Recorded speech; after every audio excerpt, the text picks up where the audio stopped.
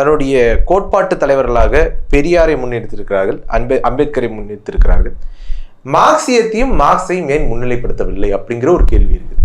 இல்லை, உங்களுக்கு 1000 கேள்விகள் இருக்கும், புரியுதுங்களா? உங்களுக்கு 1000 கேள்விகள் இருக்கும், உங்களுக்கு 1000 சிந்தனைகள் இருக்கும். அதுக்கெல்லாம் பதில் சொல்லணுன்றது இல்லை.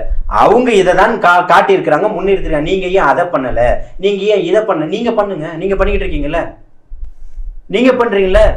பெடல் காஸ்ட்ரோவை கொண்டு வந்துருங்க, சேகுவேராவை கொண்டு வந்துருங்க, மார்க்ஸை கொண்டு வந்துருங்க, இன்னும் யாரெல்லாம் மேலை நாடுகள் சதாம் ஹுசேனை வச்சுக்கோங்க. இல்ல மார்க்சியத்தை முன்னிலைப்படுத்தல அப்படின்னா அப்படி உங்களுடைய கட்சி என்ன கார்பரேட் கட்சியா? யாருக்கு? தமிழக வெற்றி கழகம் என்ன கார்பரேட் கட்சியா? நான் திருப்பும் சொல்றேன், இந்த நேரம் போகாததுக்கும் டைம் லைன்ல ஒருத்தர் இருக்கணும்ன்றதுக்காக பேசணும்னா இன்னைக்கு தலைவர் தளபதியும் தமிழக வெற்றி கழகம் தான். அதை தாண்டி திமுகவா இருந்தாலும் இன்னைக்கு டாபிக் இல்லை. அதை நீங்க முதல்ல புரிஞ்சுக்கணும். இன்னைக்கு இப்ப இருக்கக்கூடிய போராட்டங்களுக்கு ஒரு இருட்டடிப்பு பண்ணணும். கட்சி ஆரம்பிச்சு 1.5 வருஷம் ஆச்சு. இப்பதான் இவருக்கு ஞானம் தோன்றிருக்கா? இத்தனை நாள் கண்ணை மூடிட்டு இருந்தீங்களா? மாநாடு போட்டு 2வது வருஷம் வரப்போகுது, 2ஆம் ஆண்டு மாநாடு நடக்க போகுது. என்ன பண்ணிட்டு இருந்தீங்க?